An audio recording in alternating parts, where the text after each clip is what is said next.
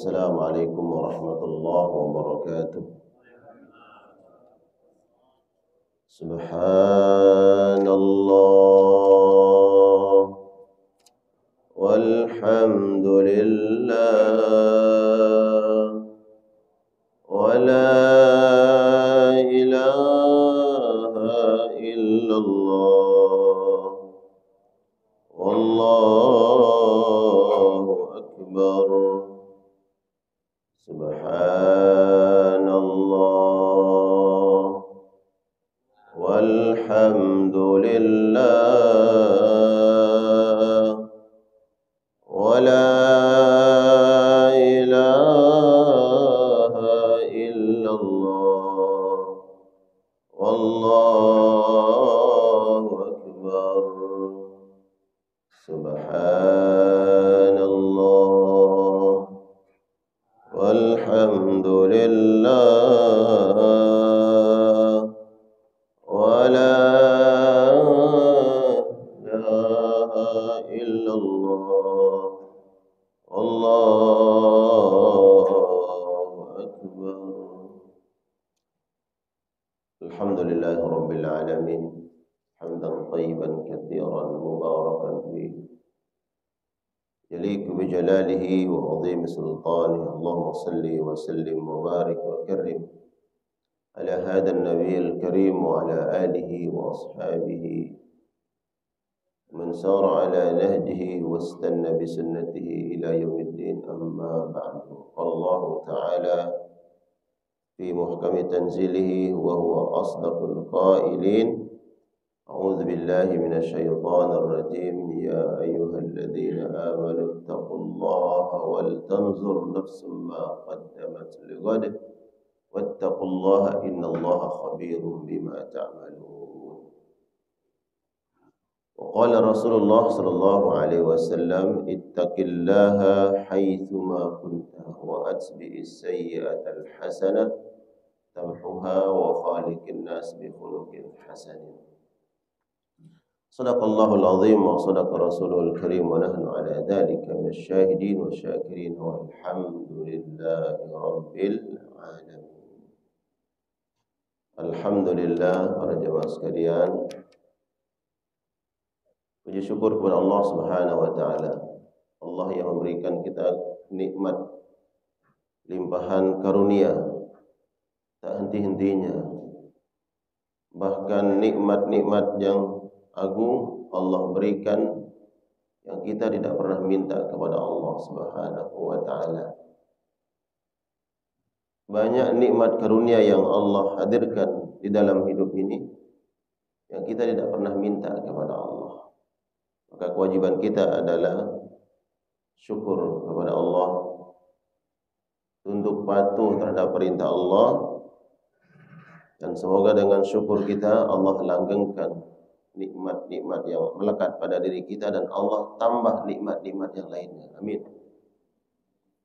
Kita sampaikan salam ta'zim, pemuliaan, penghormatan, rindu kita kepada Nabi sallallahu alaihi wasallam, kepada keluarga dan seluruh sahabat-sahabat Rasulullah sallallahu alaihi wasallam.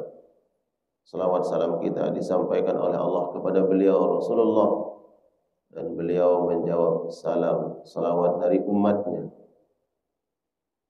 Dan itu kemudian kita dikenal oleh Nabi sallallahu alaihi wasallam walaupun tidak pernah berjumpa dengan Nabi, tapi kita dikenal oleh beliau karena salawat salam kita.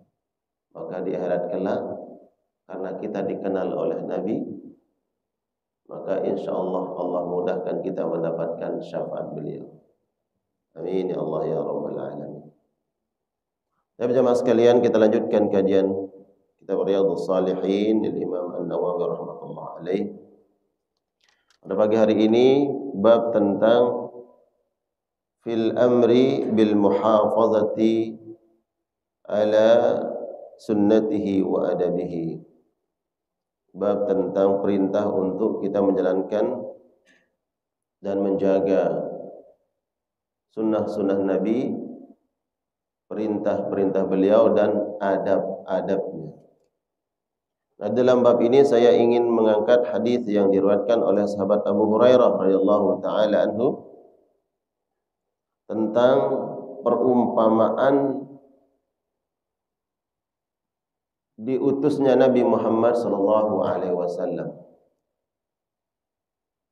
Diumpamakan oleh Allah Subhanahu wa taala diutusnya Rasulullah sallallahu alaihi wasallam dengan membawa hidayah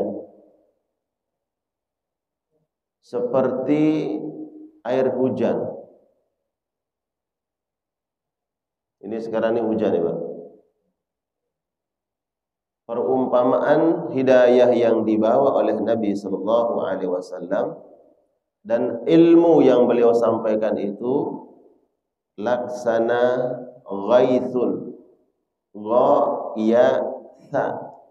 Ghaithun artinya hujan. Namun di dalam Al-Quran ada juga kalimat-kalimat firman Allah yang artinya hujan namun dengan redaksi yang berbeda. Seperti Allah sampaikan di dalam Al-Quran surat Asy-Syu'ara 173. Allah berfirman, wa amtarna alaihim matara, dan kami hujani mereka. Yang maknanya hujan di dalam ayat itu adalah matarun. Matar artinya hujan. Ghais artinya hujan. Bedanya apa antara ghais dengan matar? Nah, itu dah indahnya ya. Sempurnanya bahasa Arab. Yang kemudian Allah pilih Al-Quran dengan menggunakan bahasa Arab. Ghaithun itu adalah hujan yang tidak lebat dan tidak pula hujannya kecil. Kalau hujan kecil kita sebut apa, Pak? Gerimis. Hujan kecil gerimis. Kalau hujannya deras, kita sebutnya apa? Hujan lebat. Kalau hujannya sedang antara gerimis, kemudian tidak lebat, nyebutnya apa? Kita nyebutnya apa? Enggak ada, pokoknya hujan aja. Ya. Nah, di antara gerimis dengan hujan lebat ini di dalam bahasa Arab disebut dengan ghaithun. Hujan yang menghadirkan rahmat. Kalau hujan lebat di Bogor, Pak, ya, yang khawatir orang mana, Pak? Hah? Jakarta. Hujan lebatnya di Bogor, yang khawatir Jakarta. Ya. Apa sebab? Khawatir banjir karena lebat. Nah, kemudian Al-Quran menghadirkan kata matar itu selalu mewakili atau menghadirkan makna yang mengkhawatirkan, menakutkan. Tadi saya contohkan, hujan lebat di Bogor, orang khawatir di Jakarta. Wa amtarna alaihim matara, dan kami hujani mereka dengan hujan azab, kata Allah. Jadi menggunakan kata matar. Nah, Nabi SAW diutus oleh Allah diumpamakan seperti ghaithun, artinya hujan, tapi bukan hujan yang mengkhawatirkan, hujan yang membawa rahmat. Kenapa diberikan tamtsil, perumpamaan? Allah sebutkan di dalam Al-Quran, wa tilkal amthalu nadribuha linnas la'allahum yatafakkarun. Kami hadirkan tamtsil, perumpamaan baik di dalam Al-Quran ataupun di dalam hadisnya Nabi. Tujuannya apa?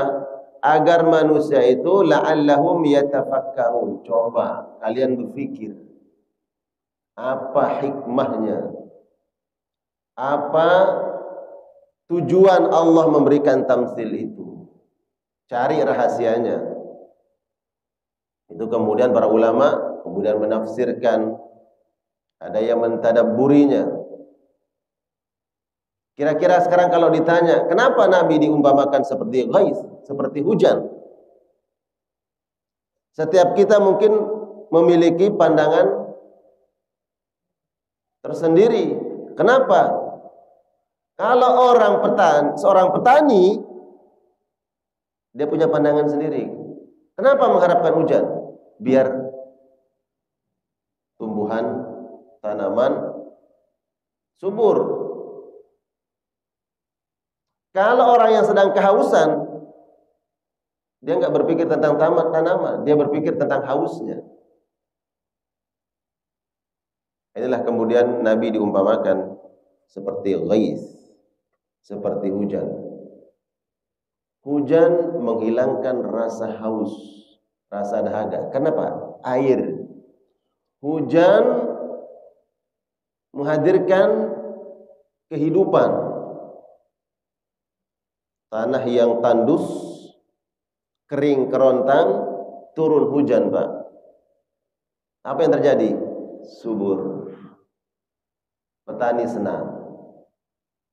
Tapi kalau hujannya wa amtarna, hujan lebat seharian, 2 hari, 3 hari, apa yang terjadi? Bencana, banjir. Kemarau 1 tahun, hujan 2 hari tak henti-henti, apa yang terjadi? Banjir, tanah longsor, bencana. Tapi kalau ghais, masya Allah, anak-anak senang, Pak. Ya, mandi hujan, nggak ada yang ketakutan. Itulah Nabi SAW. Hujan itu dinanti, hujan itu dirindu. Hujan menghadirkan kehidupan. Itulah Nabi SAW yang membawa hidayah. Beliau mengatakan dalam sabdanya, inna mathala ma ba'athani Allah bihi minal huda wal ilmi kamathali ghaithin. Aku ini, kata Nabi, diumpamakan oleh Allah Subhanahu wa taala yang membawa hidayah dan ilmu laksana ghais, hujan. Asaba ardan, kemudian hujan ini menimpa bumi, turun ke bumi. Fakanat minha ta'ifatun thayyibah. Jenis bumi ini yang pertama ada yang thayyibah. Bumi tanah yang subur. Tanah yang bagus. Ketika hujan turun, dia menyerap air, kemudian setelah itu tumbuh berbagai macam bentuk tumbuhan, tumbuh hijau. Ini bentuk tanah yang pertama. Nanti siapa yang dimaksud? Yang dimaksud bumi ini adalah manusia, Pak. Jenis manusia yang pertama berarti ada yang menerima hidayah, ada yang menerima ilmu. Setelah menerima hidayah, menerima ilmu, tumbuh amal saleh, amal ketaatan. Hidayah yang dia dapatkan, ilmu yang dia peroleh, kemudian nampak dalam kehidupan sehari-hari. Ini jenis manusia yang pertama. Kenapa Nabi menyebut hidayah dan ilmu? Karena sebagian manusia ada yang bertemu langsung dengan Nabi, yaitu para sahabat. Langsung mendapat hidayah dari Nabi SAW, diajak. Dan Nabi menyebut ilmu, ada manusia yang tidak bertemu dengan Nabi SAW. Siapa? Umatnya. Ya, kita ini nggak bertemu dengan Nabi. Tapi ilmu yang disampaikan oleh Nabi SAW sampai kepada kita. Ini sabda beliau. Siapa yang membukukannya? Siapa yang mencatatnya? Mengumpulkannya? Para ulama. Rantai periwayatan hadis terus sampai ada imam-imam muhaddis yang mengumpulkan hadis-hadis Nabi. Setelah itu kemudian dibukukan, kemudian ditahqiq, diteliti. Setelah itu kemudian ada yang mensyarahnya, yang menjelaskannya.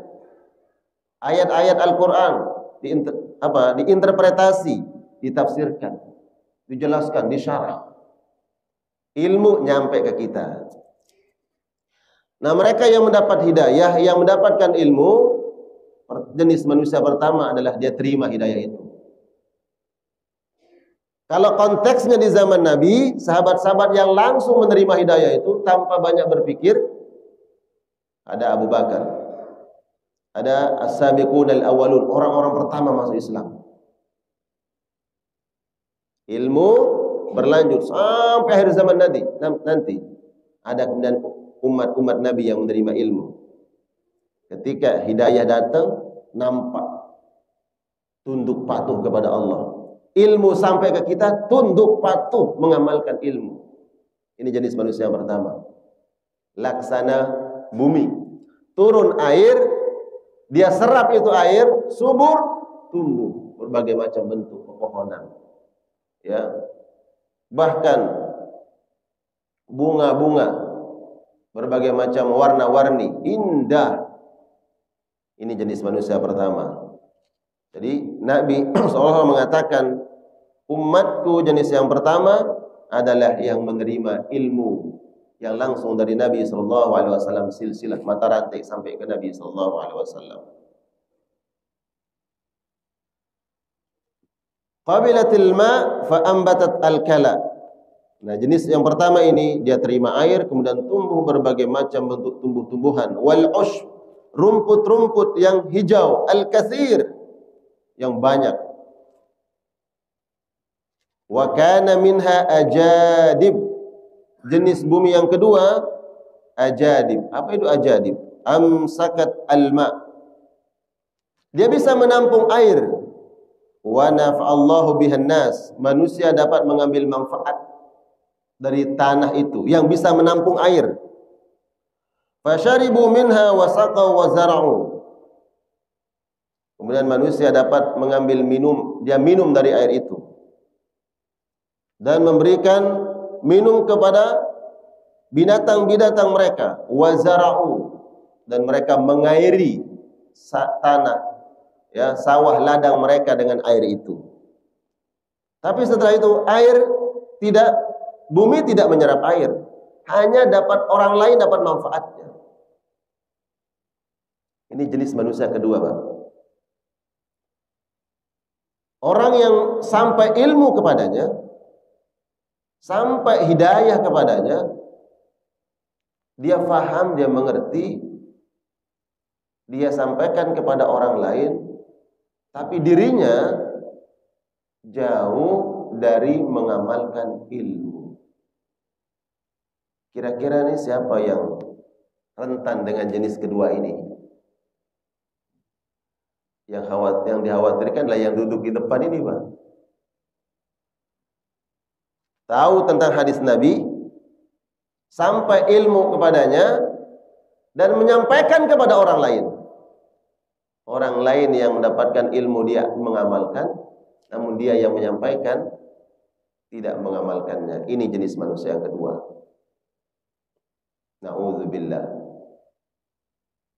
Dalam hal ini saya menasihati diri saya dan kita menasihati diri kita semua. Ini sampai umpamanya kajian-kajian setiap bulan, maka setiap pekan di sini ilmu yang kita dapatkan diminta oleh Nabi, jadilah jenis manusia yang pertama. Sampai kepada kita ilmu, kemudian kita amalkan. Berbuah itu ilmu. Seperti pohon yang ada buahnya, dinikmati. Bahkan ada orang yang punya pohon di depan rumahnya berbuah, dia enggak menikmati, Pak.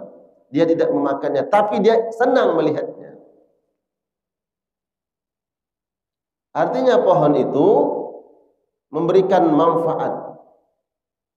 Ilmu yang kita dapatkan bermanfaat untuk kita, bermanfaat buat orang lain. Jangan sampai jenis yang kedua. Sampai hidayah kepada kita, tapi kita tidak terima.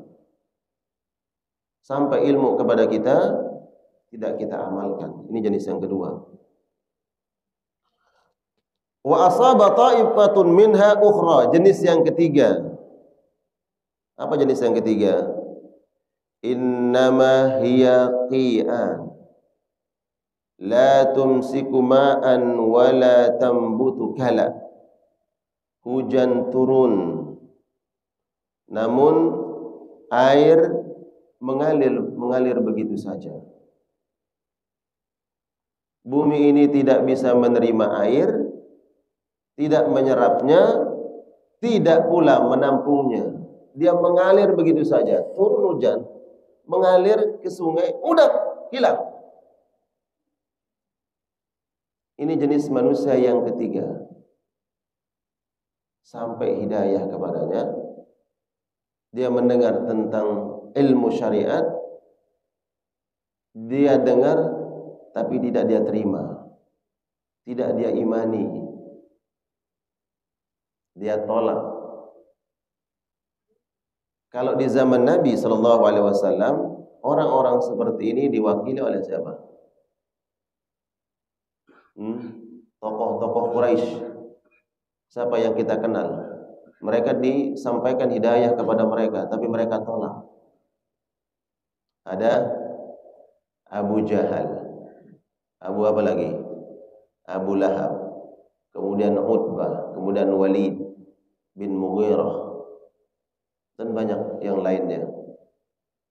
Padahal sampai kepada mereka Nabi hidayah, tapi mereka tolak, mereka tentang. Nah, di zaman sekarang ini ada nggak jenis manusia seperti ini, Pak? Akan ada. Dari zaman Nabi SAW diutus menjadi Nabi dan Rasul, sampai akhir zaman nanti akan ada orang-orang seperti itu. Bukan hanya menolak, tapi dia menentang.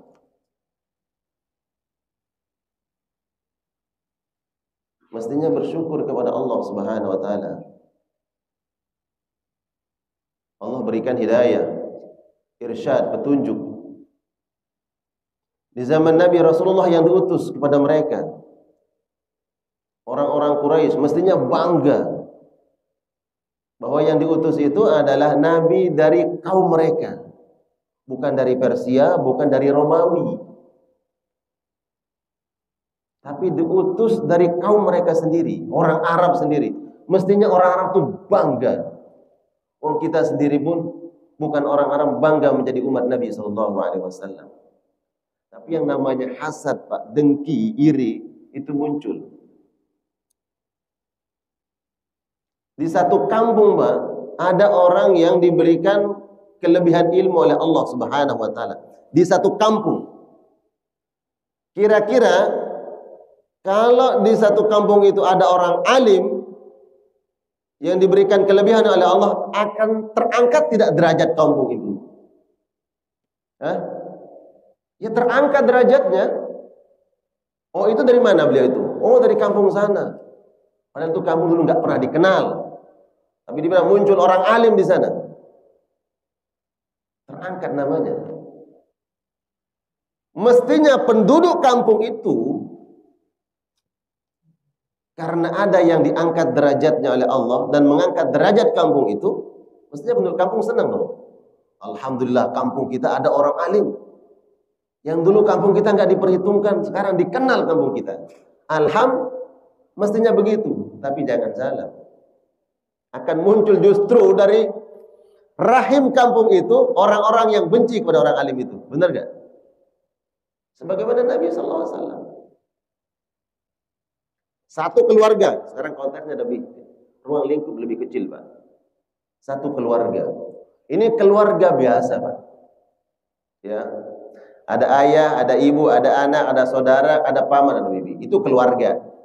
Ya kan? Muncul di keluarga itu orang yang salah satu keturunannya yang kemudian diberikan keistimewaan oleh Allah, kelebihan oleh Allah. Kira-kira itu keluarga terangkat nggak derajatnya oleh Allah? Jadi angkat derajatnya. Siapa dia? Oh, anaknya bapak ini, anaknya ibu ini, saudaranya si fulan, ponakannya si fulan. Tapi terkadang dari keluarga itu muncul orang, dari lingkungan keluarga sendiri justru mungkin ada orang yang tidak senang. Ada yang tidak senang terhadap keberhasilan yang didapatkan oleh salah satu anggota keluarganya. Mestinya kan seorang kakak bangga, subhanallah, adiknya. Adik bangga kakaknya, ponakan bangga pamannya, paman bangga ada ponakannya. Ternyata Nabi SAW yang menentang dakwahnya adalah pamannya sendiri. Mestinya kan bersyukur menerima itu. Makanya Nabi mengingatkan bentuk kesombongan seseorang itu adalah ketika ada kebenaran al-haq datang sampai kepada kita, kemudian kita tolak, Pak. Itu kesombongan. Terkadang kita mudah bilang, "Oh, bapak itu sombong." Apa? Oh, dia memamerkan mobilnya. Dia memamerkan hartanya. Kita nuduh orang sombong. Belum tentu. Karena sombong itu penyakit hati. Susah mendiagnosanya, Pak. Kecuali kalau betul-betul dia, oh, kamu miskin. Nih, saya kaya. Baru itu sombong. Ya. Kata Nabi, al-kibr batarul haq wa ghamtun nas. Sombong yang sebenar-benarnya sombong itu adalah apabila sampai hidayah, al-huda wal ilm sampai kepada kita, tapi kemudian kita tolak, Pak. Kita nggak mau ngikut. Apa sebab? Banyak penyebabnya. Hati-hati. Oh, beda kelompoknya dia. Beda firqahnya, beda mazhabnya. Kelompok majelis yang ini beda. Akhirnya dia tolak kebenaran. Itu kesombongan. Batarul haq wa ghamtun nas. Mestinya kita bersyukur kepada Allah, kebenaran sampai kepada kita. Lewat siapa saja, kalau itu memang benar al-haq dengan dalil-dalil yang jelas, maka sami'na wa ata'na. Kami dengar, ya kami taati perintah Allah. Bukan mentaati yang menyampaikan, Allah yang kita taati. Ya. Ilmu yang dibawa oleh Nabi SAW, hidayah yang dibawa oleh Nabi SAW melaksana ghaith, hujan, Pak. Turun hujan, perhatikan, turun hujan sampai ke bumi. Air itu mengalir ke tempat yang lebih rendah. Pernah Bapak lihat air mengalir ke atas? Ke tempat yang lebih tinggi? Enggak kan? Kecuali air mancur. Dia ke atas tapi turun lagi, Pak. Sunnatullahnya air itu dia akan mengalir ke tempat yang lebih rendah. Itu ilmu, itu hidayah. Artinya air itu akan mau mengalir ke hati, qalbun yang tawadhu, Pak. Mohon maaf. Makanya orang yang hadir di majelis ilmu yang paling pertama yang harus dia perbaiki, baik yang menyampaikan ataupun yang mendengar, adalah hatinya. Karena orang yang hadir di majelis ilmu beda-beda. Ya, insya Allah yang hadir di sini lillahi ta'ala, membekali diri dengan ilmu, menggapai ridha Allah Subhanahu wa taala. Ada orang yang hadir di majelis ilmu, pengen tahu, Pak. Ya, tahu, tes nanti di situ. Coba tanya dengan pertanyaan yang sulit, dia bisa jawab enggak? Ada kesombongan mungkin di sini. Nah, itu ilmu enggak sampai gitu, Pak. Karena hati yang tinggi, al-kibr, sombong itu, ilmu enggak sampai ke sana. Enggak mau mengalir ke hati yang sombong. Ke hati yang merasa tinggi, itu enggak mau. Karena Nabi mengumpamakan seperti air. Dia akan mengalir ke tempat yang lebih rendah. Hati yang tawadhu. Bayangkan Imam Ali, sahabat Ali radhiyallahu taala anhu, beliau mengatakan, Ali radhiyallahu taala anhu beliau mengatakan, setiap saya hadir di majelis ilmu, saya mempersiapkan kalbu saya, hati saya. Dan setiap saya mendengar satu hadis yang disampaikan, maka saya selalu mengatakan kepada diri saya, ini adalah kali pertama saya mendengar hadis ini. Mengatakan ke hatinya, ini kali pertama saya mendengar hadis ini. Apa maknanya? Dia menerima ilmu. Padahal berulang kali dia dengar hadis Nabi SAW. Tapi kalau hadir di majelis ilmu, dia mengatakan, ini kali pertama saya dengar hadis ini. Dalam hatinya. Sehingga dia mendengar, dia menerima dengan baik. Nah, ini perumpamaan ilmu yang disampaikan, yang dibawa oleh Nabi SAW. Nah, jenis yang pertama, kadzalika, kata Nabi. Nah, jenis yang pertama ini, fadzalika mathalu man faqiha fid din. Ini perumpamaan orang yang memahami ilmu agama. Perumpamaan bumi yang pertama, faqiha fid din, memahami ilmu agama. Karena orang kalau diberikan kefakihan, kefahaman oleh Allah terhadap urusan agama ini, mohon maaf, itu salah satu tanda Allah menginginkan kebaikan kepada seseorang. Man yuridillahu bihi khairan yufaqihu fid din. Siapa orang yang diinginkan kebaikan untuknya oleh Allah, Allah akan bukakan hatinya untuk memahami urusan-urusan agama. Barang siapa yang dikehendaki kebaikan oleh Allah terhadap dirinya, Allah akan mudahkan kakinya melangkah ke majelis ilmu untuk memahami agama. Jadi bersyukur kita, Pak. Berarti ada tanda Allah masih mencintai dan menyayangi dan menginginkan kebaikan bagi kita. Jadi salah satu tanda Allah mencintai kepada seorang hamba adalah Allah berikan semangat terhadap seseorang untuk getol, semangat mendapatkan ilmu agama.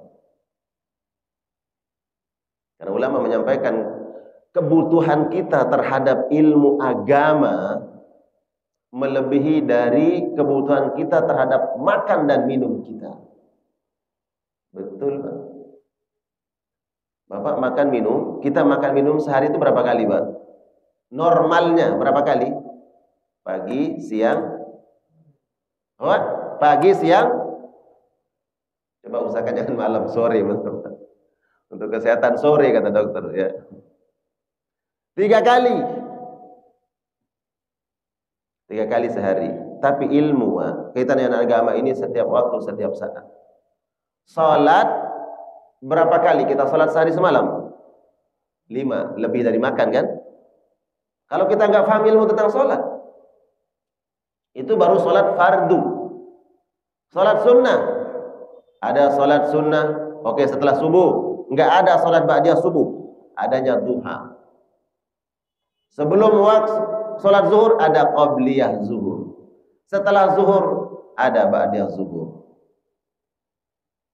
Ada salat sunnah mutlak. Ustaz, setelah zuhur saya ingin salat sunnah. Apa yang harus saya lakukan? Saya lagi di masjid. Salat sunnah mutlak. Salat sunnah mutlak artinya salat sunnah yang tidak terikat dengan waktu. Nah, pernahkah kita dengar salat sunnah mutlak? Itu ilmu. Kita masuk ke masjid jam 2 siang. Masuk ke masjid. Salat pertama yang kita lakukan salat apa? Salat sunnah tahiyatul masjid. Ada yang enggak paham, berarti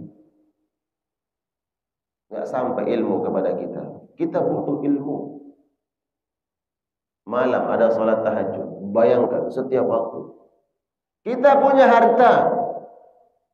Dalam harta kita ada hak-hak orang miskin. Kita tahu ilmunya. Dalam rumah tangga kita, dia berwudu, kemudian bersentuhan, harus tahu ilmunya. Anaknya usia berapa tahun dia balik, tahu ilmunya. Bayangkan, ya Allah, kalau butuh makan minum ini Pak, cuma 3 kali sehari. Kalaupun sehari cuma sekali, tetap bisa hidup, nggak akan mati Pak. Tapi kalau ilmu setiap waktu, setiap saat kita butuh itu. Itu kemudian orang yang diinginkan oleh Allah kebaikan untuknya, Allah akan berikan pemahaman terhadap urusan agama. Ini yang menyampaikan bukan yang mengatakan begitu bukan saya. Yang menyampaikan ini adalah Nabi Shallallahu Alaihi Wasallam. Apa sebab? Berarti di balik ini ada keinginan, ada perintah, harapan Nabi Shallallahu Alaihi Wasallam. Jadilah umat Nabi yang faham terhadap urusan agama. Kita punya anak berapa Pak? Anak punya cucu berapa? Coba hitung. Adakah di antara mereka kemudian yang insya Allah nanti mengangkat derajat kita dengan ilmu agama itu, derajat di dunia, derajat di akhirat? Kita mungkin punya anak 3.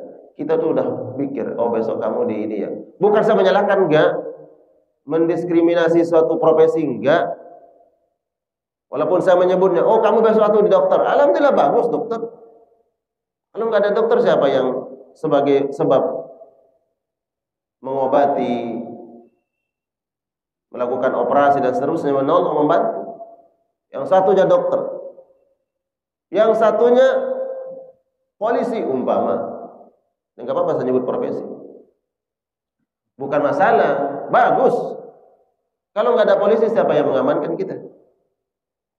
Ya, yang menjaga stabilitas keamanan dalam dan luar negeri, TNI, Polri. Bagus. Oke, itu kedua. Yang ketiga, anak kita jadi apa? Pernahkah yang satu ini? Coba yang satu ini sisihkan. Ada yang bilang apa? Ini anak kita yang 3 ini yang paling cerdas, masuk dokter aja. Oh, yang cerdas dokter katanya. Terus ini juga cerdas, bagus nih IQ-nya, polisi aja. Anak kita yang terakhir ini kayaknya IQ-nya nggak seperti kakak-kakaknya. Kita masukin pesantren aja ya. Masuk pesantren ya, mohon maaf. Urusan agama. Ada nggak begitu Pak? Di sini nggak ada. Kalau ada, nanti di-share nih masuk YouTube. Ittaqillah, takut kita kepada Allah. Masa untuk Allah?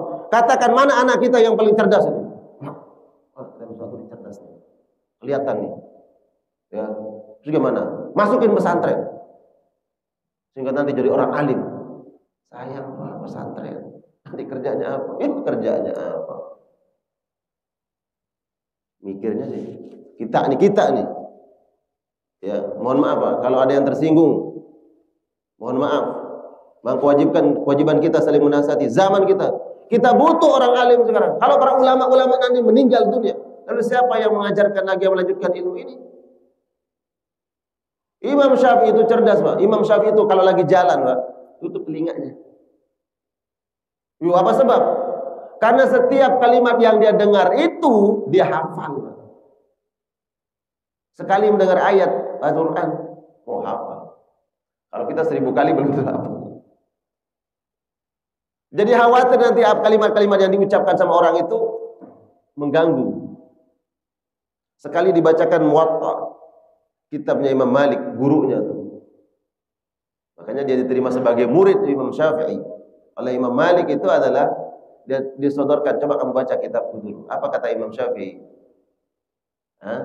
Hafiz tuh, saya sudah hafal. Hafiz Imam Malik. Betul ternyata dia hafal. Diterima sebagai muridnya. Ya, dan beliau sudah dewasa, sudah besar. Yang menjadi gurunya Imam Malik. Artinya subhanallah, Imam Bukhari dari kecil menghafal Al-Quran. Jadi coba sekarang kita berpikir ulang, ya. Kalau seandainya ada perasaan seperti itu dalam kalbu kita, ya, maaf lewat dikit. Agar apa Pak? Ini kita berikan untuk Allah itu yang terbaik lah untuk Allah. Terbaik yang kita berikan. Waktu berikan yang terbaik untuk Allah. Ya, karena kita menerima tadi huda, petunjuk, ilmu dari Nabi.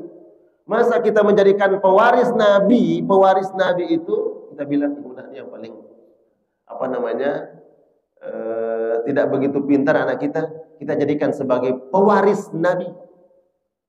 Terus setiap hari kita ya Allah pengen syafaat Nabi, ya pengen syafaat Nabi, tapi untuk berkorban untuk Nabi kita bilang buat anak kita yang paling bodoh yang kita masukkan pesantren, yang paling pintar kita bilang masukkan ke kedokteran.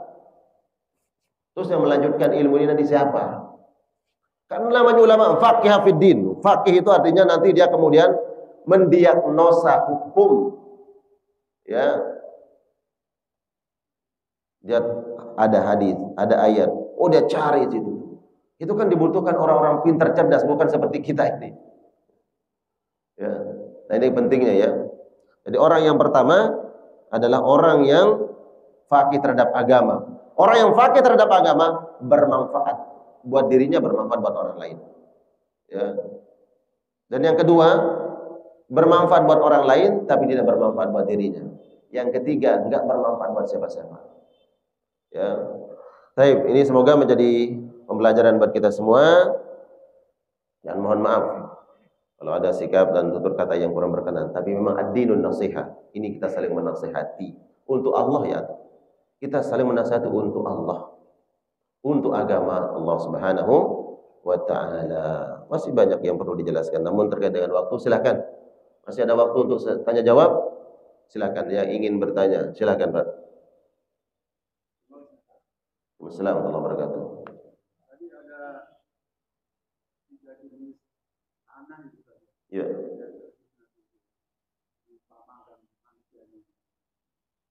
Nah, 3 jenis ini bagaimana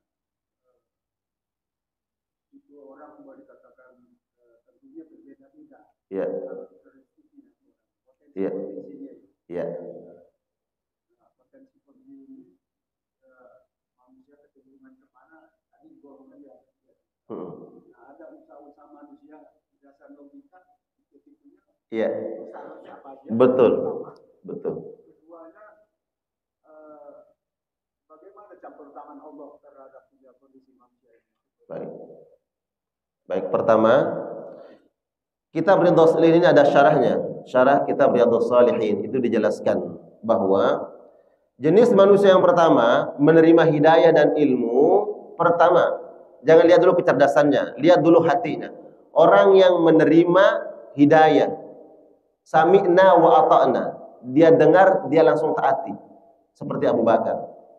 Kemudian dia mengamalkannya. Ini jenis yang pertama dari segi menerima hidayah. Nah, dalam kecerdasan dijelaskan oleh Imam Az-Zamakhsyari juga mereka jenis pertama ini siapa yang mewakili? Mereka yang ketika mendengar sesuatu langsung mereka terima. Terima dalam hal apa? Hafal. Satu kali dia mendengar ayat langsung dihafal. Makanya tadi saya sebutkan Imam Syafi'i. Dari segi potensi menerima, ya. Potensi menerima, dia dengar langsung hafal. Dan kecerdasannya di atas rata-rata.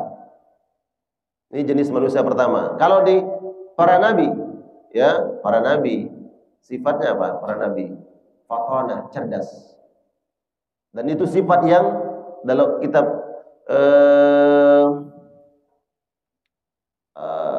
kitab Tauhid Asy'ari menyebutkan ada 4 sifat para nabi.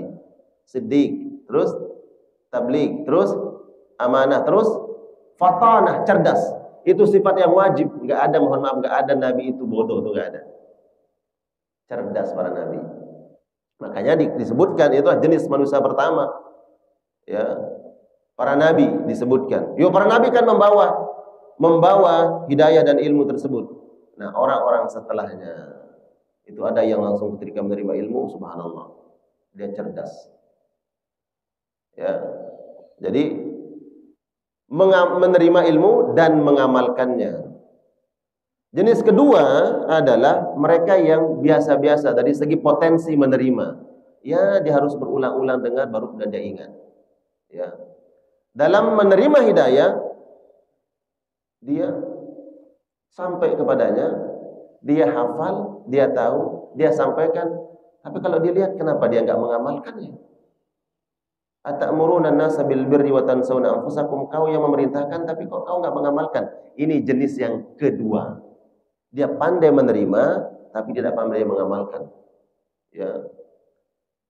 Dia menyampaikan kepada orang lain dan itu bermanfaat buat orang lain tapi tidak bermanfaat buat dirinya. Yang ketiga, kalau dari potensi menerima susah. Ya, ada orang yang memang susah menerima dari segi IQ-nya. Ya, susah. Berulang kali belajar susah menerima ilmu. Ini jenis yang ketiga, kalau dari segi potensi menerima. Nah, dalam penerimaan hidayah, ini orang yang sampai kepadanya hidayah tapi dia tolak. Apa? Saya enggak mau. Kekeh dengan kesesatannya. Nah, jadi ini Pak ya. Bagaimana kemudian campur tangan Allah Subhanahu wa taala? Wa hadainahu najdain. Allah berikan pilihan kepada kita, Pak. Kita enggak boleh menyalahkan takdir, enggak boleh menyalahkan Allah. Kalau memang saya dapat hidayah, ya saya pasti nerima dong. Karena hidayah kan dari Allah Subhanahu wa taala. Allah katakan wa hadainahu najdain. Kami berikan dua jalan. Silakan Anda pilih.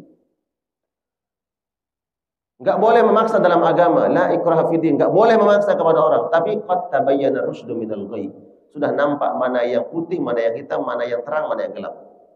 Enggak boleh mengatakan saya enggak tahu. Udah jelas kok. Itu apa? Matahari. Udah jelas begitu, masa kita katakan itu bukan matahari? Jangan mengatakan kita enggak melihat. Apa sebab? Karena jelas nampak. Artinya hidayah udah terang benderang. Ya, sudah sampai kepada kita ilmu. Hidayah sampai kepada kita. Lalu kita mengatakan, ya udah, kalau memang Allah berikan saya hidayah, ya saya hidayah. Kasih, coba minum sekarang, kasih minuman. Logika enggak kalau saya mengatakan air ini akan menghilangkan dahaga saya atas izin Allah walaupun saya enggak minum? Bisa enggak? Enggak bisa. Harus saya ikhtiar dulu, ambil, minum, baru hilang dahaga. Enggak boleh mengatakan takdir Allah, kalau saya memang hilang haus saya, tanpa saya minum pun akan hilang haus saya. Enggak bisa. Karena Allah berikan pilihan kepada kita, ya. Jadi gitu ya. Hidayah itu memang hak prerogatif Allah Subhanahu wa taala, tapi kita diberikan pilihan oleh Allah Subhanahu wa taala. Allahu a'lam bissawab. Cukup? Masya Allah, tabarakallah. Baik, jemaah sekalian yang dimuliakan Allah Subhanahu wa taala, sebelum saya tutup dengan doa, izinkan sebentar. Majelis ilmu adalah majelis yang paling dimuliakan oleh Allah Subhanahu wa taala. Majelis yang paling dimuliakan oleh Allah Subhanahu wa taala. Dan majelis ilmu adalah majelis yang menghadirkan ketenangan. Seperti taman yang indah, taman yang indah. Maka siapa saja yang berada di taman itu dia akan senang, menikmati. Kalau memang dia menikmati, maka dimanapun kita berada majelis ilmu, siapkan hati kita untuk menikmati ilmu dan tenang menikmati ilmu. Insya Allah ilmu akan sampai kepada kita dan Allah akan bimbing kita untuk mengamalkan ilmu. Semoga Allah rahmati kita semua dan Allah menyiapkan hati-hati kita yang menerima hidayah dan menerima ilmu. Kita tutup dengan doa kepada majelis. Subhanakallahumma wa bihamdika asyhadu an la ilaha illa anta astaghfiruka wa atubu ilaik. Wa sallallahu ala nabiyyina Muhammad wa ala alihi wa ashabihi wasallam. Wassalamu alaikum warahmatullahi wabarakatuh.